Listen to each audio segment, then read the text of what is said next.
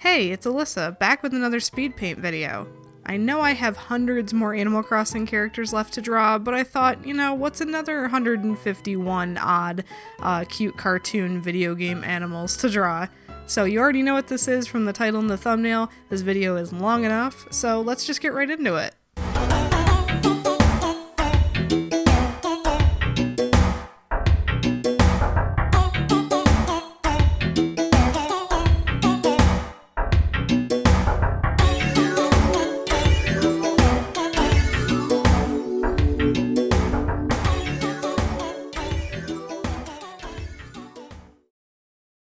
So right off the bat, I wanted to apologize for the speed paint part of this video going by very quickly.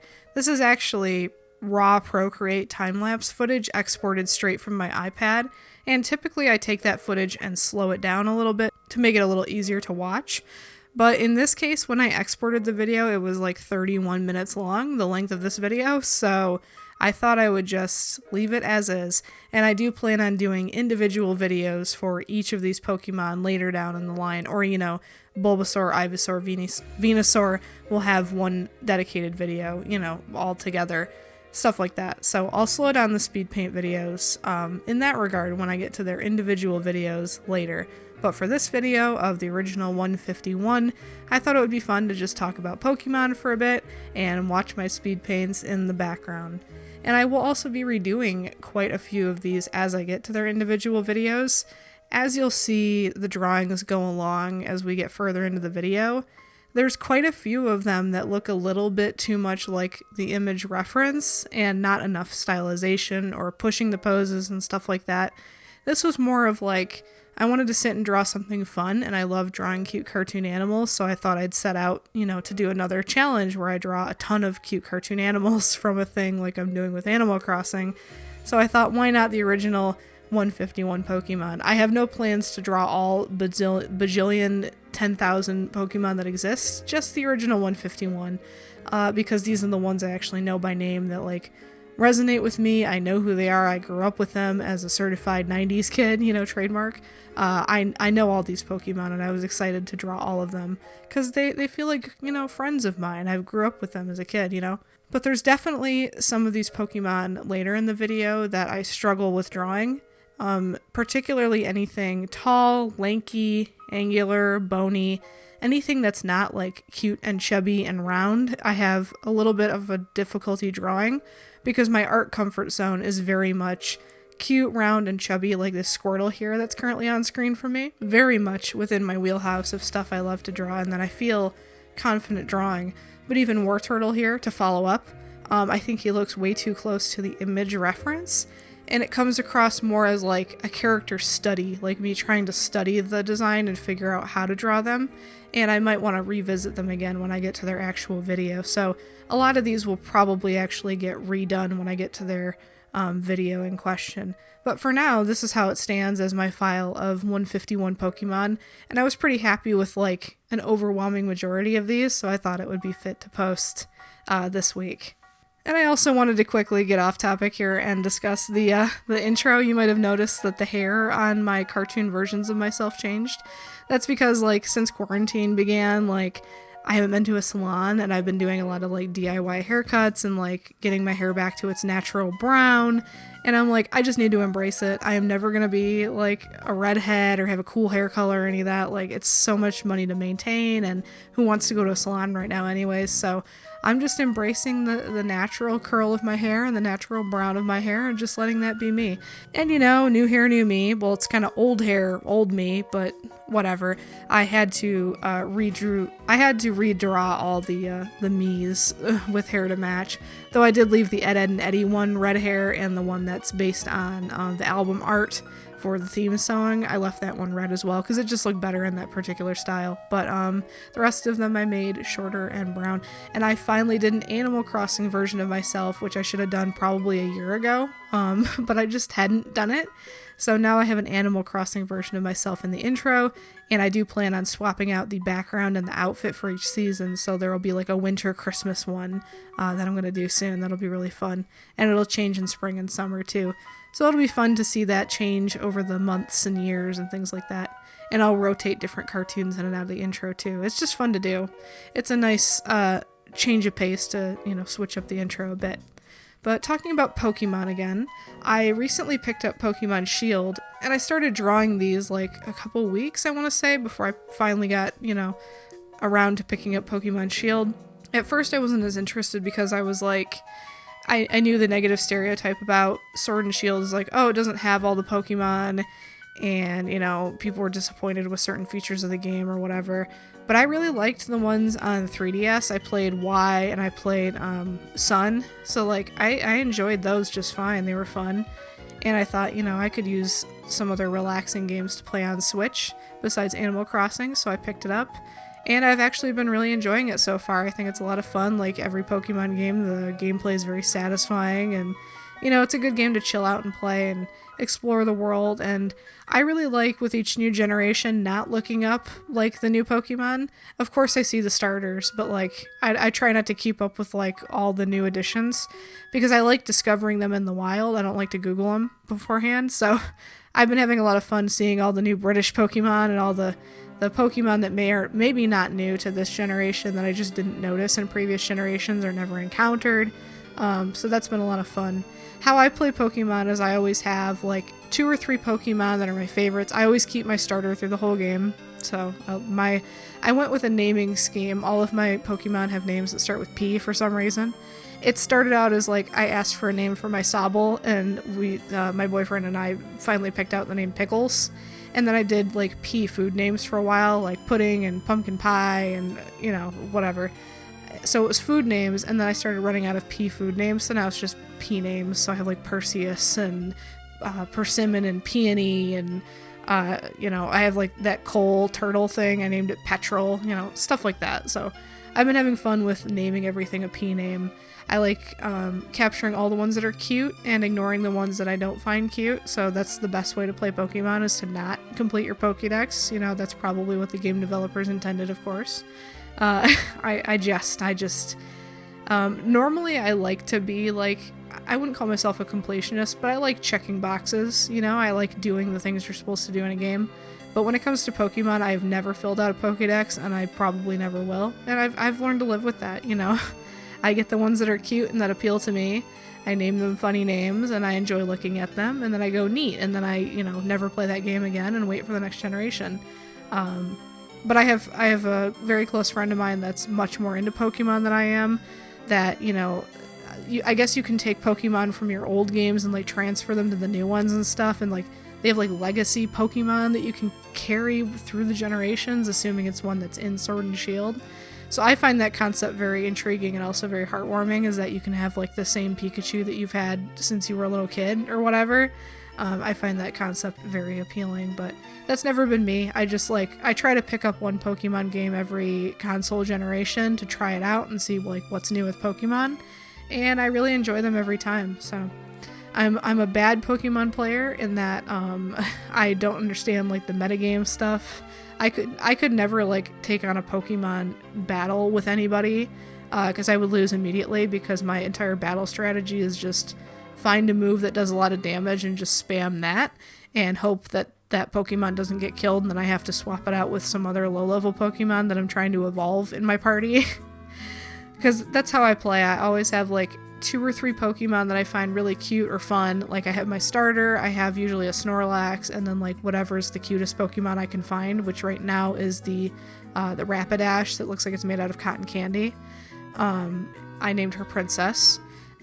So I have Princess, I have Pepsi, which is whatever the evolved form of Sobble is called, Inteleon, or I don't know the names. I nickname them stuff, so I never learn the real names, but my Sobble evolved into Pepsi, so that when he Dynamaxes, it's like a Pepsi Max. I thought that was very funny.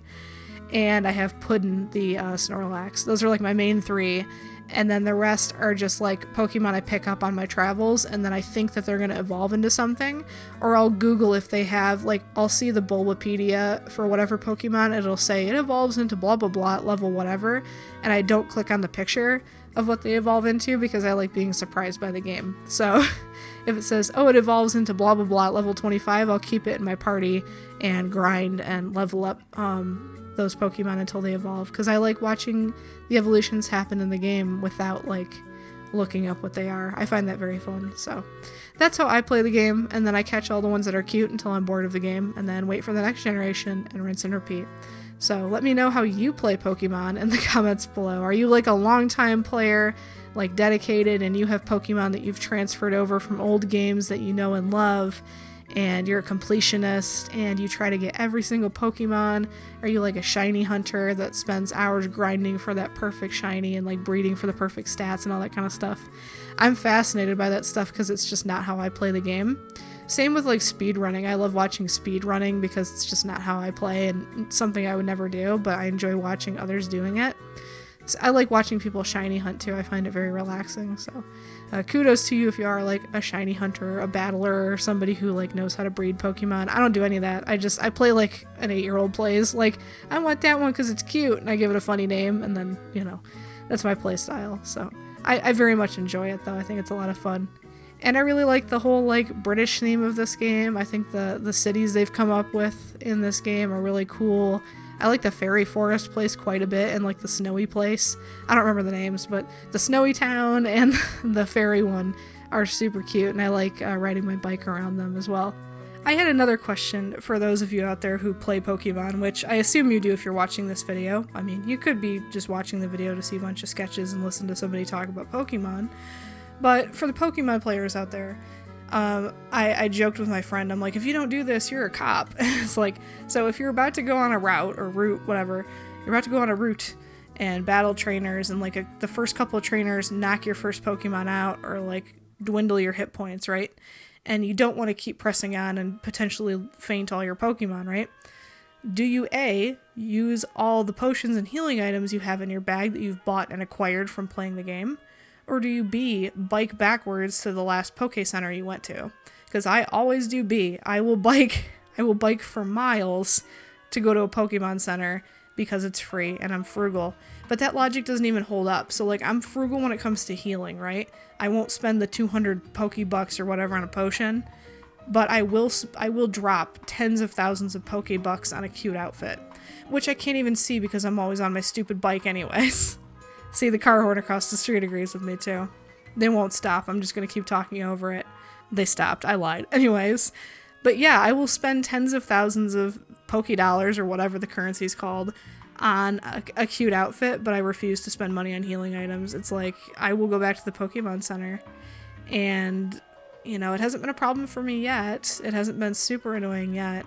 Except one time I was like, where I'm at now in the game, it's like the icy Route 9 or whatever, I don't know. The one that's all ice Pokemon, it's ice, and you get the bike that can go across water for the first time.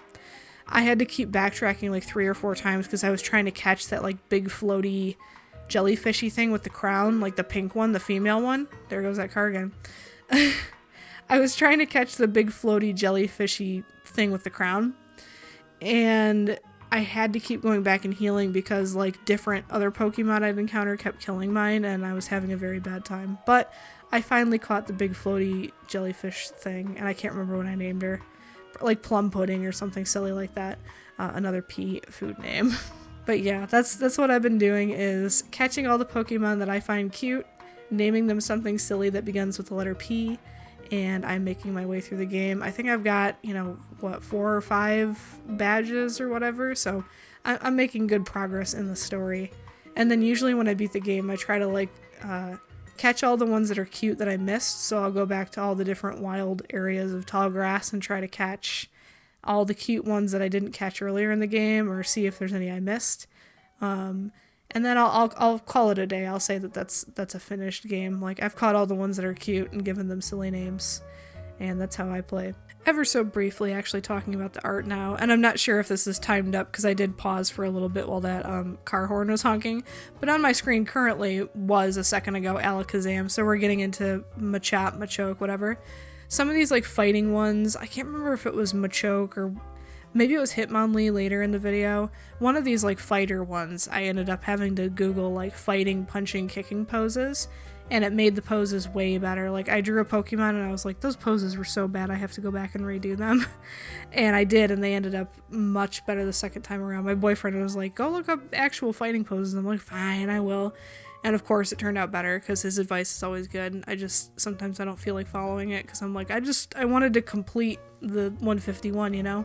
But putting a little bit extra elbow grease into those poses actually paid off quite a bit, so I think when I get to the individual videos of like Machoke, who's currently on the screen for me, I will Google more fighter poses and try to get more dynamic punching, foreshortened, those kinds of poses when I get to them. Definitely not my favorites to draw because they're muscular and angular and, you know, more detailed than the stuff I typically draw. I like characters that most closely resemble like a little blob with a face.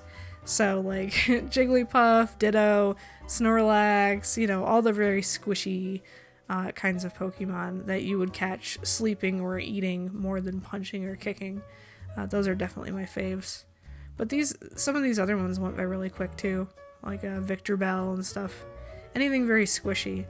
But I noticed though, even when doing like the tall, lanky, like Scyther and those kinds of Pokemon, Pokemon also rounds out a lot of their corners. Even the like most sharp, most angular looking Pokemon, they tend to round out those corners a little bit. And I think that's, you know, to keep the style looking semi-consistent across all these different animals and creatures that barely resemble one another. They still all look like Pokemon. But also it makes it like a little bit more friendly. Like even the most scary, like intense looking Pokemon still looks super friendly and cuddly, you know, compared to like, I don't know, a high fantasy dragon with spikes or something. Like they don't look that intimidating is what I'm getting at, because the edges of everything are ever so slightly rounded out, or at least that's what I noticed when I was actually paying attention to those things when I was drawing them. Oh, Rapidash I definitely struggled with. The classic artist doesn't know how to draw a horse. Which is funny because I get so many clients that ask me to draw unicorns and stuff for like, I don't know, birthday cards or decorations and stuff for their kids' party. Yeah, the pink line there was my boyfriend. That was the one time he redlined, I think, the whole time. I was like, please help me with this horse.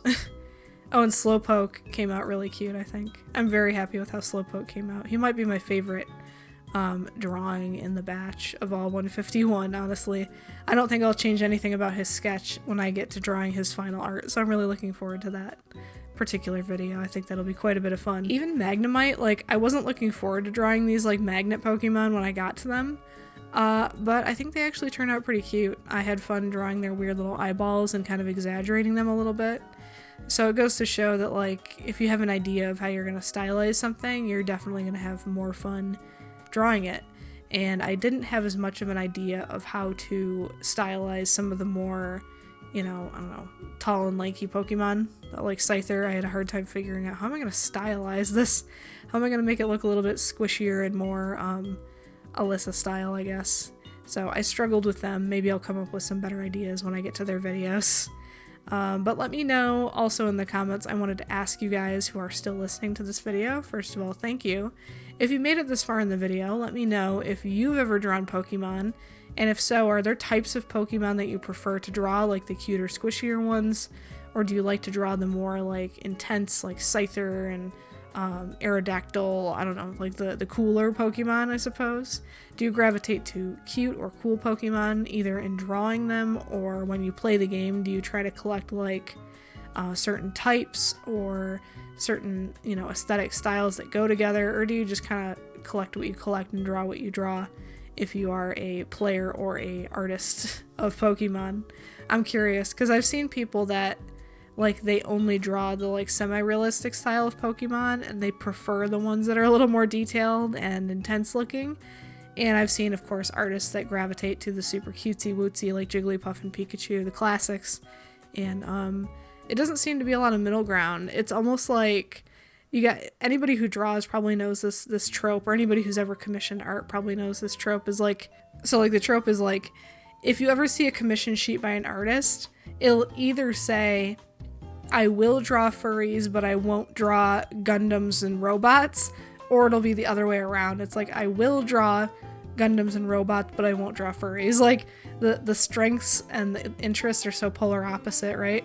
It's like you either like the highly detailed challenge and the angles and all that kind of like intense stuff, or you like cute and squishy and organic, and you know, I just find that funny. It kind of crosses over into Pokemon as well. The ones that are a little more detailed, I guess, would be more like the Gundam art, you know, and the cute squishy ones are definitely more I don't know, closer to the, like, I will draw you as a fox or whatever, but I won't draw your robot Sona. And I also had another question for anybody who plays Pokemon that's like a completionist. I've always wondered if you're a completionist, is Pokemon a dream come true or a nightmare for you? Because I could see it going either way. And I guess maybe there's different types of completionists. There's people that are like completionists out of just like, they just need to complete the to-do list of the Pokédex because they have a compulsion to do it, and it's going to drive them bonkers if they don't do it. And there's completionists that find a thrill in checking all the boxes, as it were. So I wonder if you're a completionist and you're a Pokemon, you know, enthusiast or player, or even a casual player who happens to be a completionist, like, is this game like the best thing to ever happen to you or the worst thing to ever happen to you? Because I could easily see it going both ways. I was so frustrated. I can't remember. Maybe it was that big pink jellyfish Pokemon. There was one. No, it was this stupid. I think it was like it was that little icy looking worm. Another ice Pokemon, I think. I want to say it's called like Snom or something like that. Anyways, this little guy, I get it down to like minimal hit points, and I don't want to use false swipe because there was hail falling, so like the hail would have killed it. So I didn't want to use false swipe, so I got it down to like yellow. And the first time, the hail killed it because I kept throwing regular Pokeballs at it and it just wasn't working, and then the hail killed it. So like, fine, I'll try again. Try again, use like 2 or 3 Great Balls, didn't work, and then the hail killed it. It's like, okay, I'm gonna waste an Ultra Ball on this stupid Pokemon that I didn't even want it at this point, but at this point I couldn't let it beat me. So I use an Ultra Ball and it breaks out of the Ultra Ball, and then I throw a regular Pokeball out of it, at just a last ditch, like, okay, the next turn the hail's gonna kill it, so let me just throw the Pokeball at it, and then the regular Pokeball caught it. After I wasted the Ultra Ball and like 3 or 4 Great Balls, I was so mad. So I can't even imagine doing that like 800 million more times to get every single Pokemon. Oh my gosh, I'm frustrated enough just getting like the ones that I want that are cute. So, you know, next time in the future, I'm just going to walk away. Like, is it that cute? Is that Pokemon that cute? Do I really want this Pokemon? I can't even remember what silly P name I gave it. I was so frustrated. I think I called it Poop or something. I don't know. But yeah, that one was very frustrating to me. That was like the worst catching experience I've had the whole game. Otherwise, everything's gone really smoothly. Like, I caught my Snorlax with like I had a heavy ball I got from one of the ball guys at the gym. Threw that at him. He was only like half hit points too, and he was like a level higher than my Pokemon. He was like 30 something and my Pokemon was 29. Whatever. I didn't think it would work, but I caught my Snorlax on the first go, but this stupid worm thing gave me so much trouble. It was awful. Let me know if you guys have had any awful Pokemon catching experiences in the comments, because I cannot believe how many stupid balls I wasted on that thing. And normally I don't even care about wasting like Pokeballs or even Great Balls. I'll throw 4, 5, 6 at him, and if I catch him, I catch him. If I don't, I'll try again. But this one was so frustrating because I wasted an Ultra Ball on it, on this stupid worm that I didn't even want, you know? That was awful. Terrible. But yeah, I can't imagine doing that, and being a completionist, I would probably go berserk. But I mean, there must be people who find a thrill in the hunt, you know? There's people that probably do not get mad when their Ultra Ball fails on a Pokemon they didn't even want, because they want all of them, you know? Somebody out there has the patience of a saint to do that over and over, but it is not me. And like I said, I don't shiny hunt either because I don't have patience for that. After seeing the same Pokemon like 10 to 15 times, I kind of never want to see it again. It was why everybody hated like Rattata. Like, there's nothing wrong with Rattata or Zubat or whatever as a Pokemon. They're perfectly fine Pokemon, but once you've encountered the same one like 800 times, it's enough, right? So, you know, bless all the shiny hunters who have the patience and the persistence to go for what they really want in life, which is a slightly cooler color palette of a cool Pokemon that they want. I do not have that patience. I think the only shiny I ever actually got was, I want to say it was in Y. I got like a shiny Magikarp, which then turned into a shiny Gyarados, right? Yeah, because it was like lobster colored, I think, wasn't it? I'm actively Googling shiny Gyarados as I talk to you right now. I think it was like red like a lobster. Compelling content, me. Yeah, it's red. Shiny Gyarados is red. Because I remember thinking how goofy it looked, but I was very happy with my shiny Gyarados. And I have no idea what happened to that Pokemon Y. I think I gave it to like a cousin or something, so I don't have him, or else I'd figure out a way to transfer him over to my file and find some silly P name to give him as well, like Prawn or something. I've been having fun with the P names, too much fun. I'll have to pull up the list of all of my Pokemon for the next Pokemon video I do and list off all the stupid names I've given. I have a Ninetales named Persimmon. I have a, I can't even remember. I have like Paprika, Puddin', Pumpkin, Pumpkin Pie. Like the ones that actually start with P, I just leave them, like Pidove. Though I think it's annoying that when they evolve, it changes to the name of the evolved form. So whatever Pidove evolves into, I had to go change the name back to Pidove, just so it starts with a P. So like any of the ones that start with a P, like Poniard or whatever, I just leave them like that, but the other ones I come up with names. I'm still saving, I don't even know if Moltres is in this game, probably not, but if there's a fiery bird or whatever, I'm saving Phoenix for that, you know? And I finally caught a Haunter, so I named him Phantom. Like, I had names that I was like, oh, that's gonna be perfect for when I catch a blank, but the whole time I didn't even know if that particular Pokemon would be in the game. And looking at the evolutions, I also do want to complete drawing the evolutions. Like, they have the name eludes me. They have the fairy type one now, and they have Espeon and whatever. They have the other types that I didn't draw that are not part of the original 151, but they are cute, and I do want to draw all the evolutions, and they'll have their own dedicated video. So there's a couple that are not in this speed paint video that I definitely actually want to add to the list. And a couple, like I said, of the Galar Pokemon I definitely want to draw. The British Pokemon I want to draw. Like, Meowth is just so stupid looking, I kind of have to draw him, you know? And the wheezing or whatever that has, like, the factory pipes coming out of it or whatever, I find them very funny. So there's a couple of this gen that I definitely want to take a stab at drawing at some point, too. And like I said, I'll probably do a speed paint of myself in whatever outfit I find the cutest by the end of the game, posing with, like, all of my team. The only one that's going to be on my team for sure is, again, Inteleon, I think. Whatever the evolved Sobble is, my Pepsi Max, and my Snorlax. Those are the two that are definitely going to be in my party. But I'm not even sure if the cotton candy color Rapidash will make it to the final cut. It depends on who I encounter in the rest of the game that catches my eye, that I find cute or interesting, or has a type that matches, or, you know, is super effective against the next gym type or whatever. So we'll see as I get closer to the end of the game what my, like, permanent team will be, or what, you know, the team that I want to draw in a piece of artwork for YouTube. We'll see what that looks like when it gets closer to the finale. And I forget how long it actually took me to draw all 151. Like, I can't remember how many hours, because I would, like, pick it up and draw like 10 and then go do something else and get some commissions done and whatever, work on stuff. And then the next day I'd pick up and do another 10 or 20. But I think the first day I worked on this document, I drew like 40 or 50 in one sitting. I was on such a roll that day. I thought, oh, I'm going to be done with this in a week. Nope. It took me like, I think 2 or 3 weeks or something like that to finally finish this document. So I was happy to get it done for this week, because I didn't post a video last week between keeping up with election news and then not having this document done.